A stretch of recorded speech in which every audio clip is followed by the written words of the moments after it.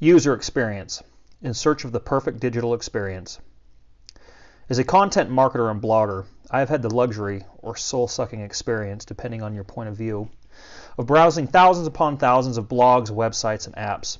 Oftentimes it is because of research purposes. Other times it is because of unbearable boredom. Regardless of why I'm searching the web, there is always something that is blindingly visible on every website I visit. You know what I'm talking about. There are those websites that capture your attention and just won't let go. Before you know it, 25 minutes have passed and you find yourself 15 pages deep, totally off topic from your original interest. Wikipedia comes to mind. And then there are those websites that seem as if the webmaster decided that PHP was too mainstream or complicated and decided that it is instead HTML or die. I'm sure that you can think of examples right this very minute that fit those descriptions. The question, then, is, why can you remember these websites? User experience is what drives humanity in the digital world.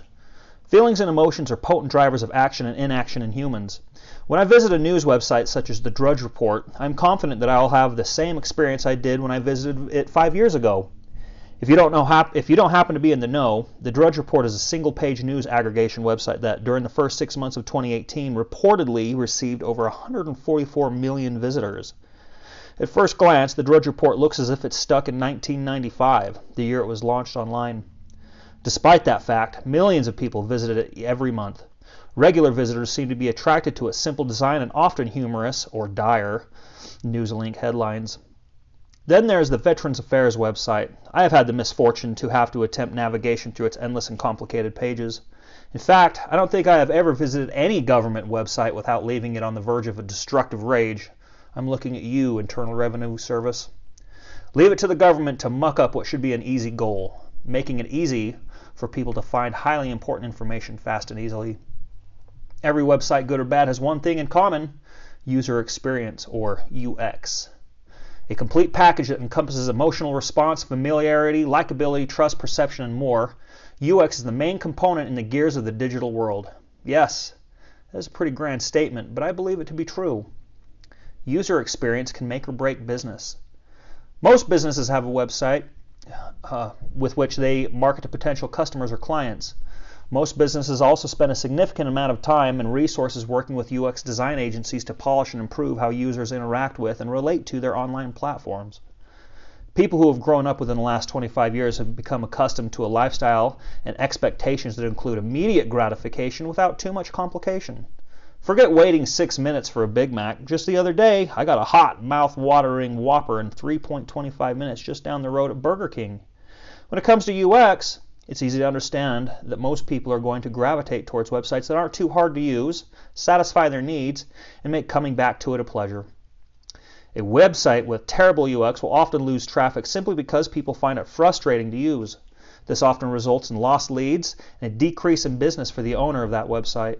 For instance, if you wanted to buy a set of jade earrings for your girlfriend or boyfriend, no judgment here, and it took you 15 minutes of closing pop-up ads with microscopic X buttons in the top right corners to simply add the earrings to a shopping cart and make a purchase, how long would it be before you returned to make another purchase? Conversely, what about a shopping website that was incredibly simple to navigate and make a purchase in under 3.25 minutes without pop-up ads or annoying autoplay videos? Now I want a Whopper. Not that I have any statistics or particular cases to cite, but how many times have you downloaded what appeared to be a useful app, but it instead turned out way crappier than was advertised? No doubt those apps are no longer on your phone. And that means that the app developers and advertisers have spent months creating it are out of any additional income from you. I'm sure there have been many developers who have gone bust due to inferior UX. All creators and maintainers of digital platforms would do well to research and bone up on their UX knowledge. Burger King certainly has a handle on it. So what exactly is user experience?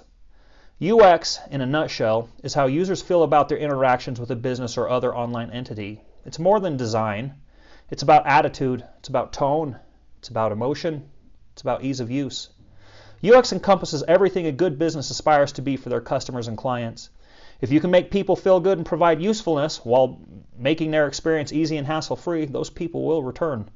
However, if you completely disregard people's needs for simplicity and deny them a warm and inviting environment, those people will treat your business like a cold and soggy Big Mac, i.e., into the trash you go, along with your profits.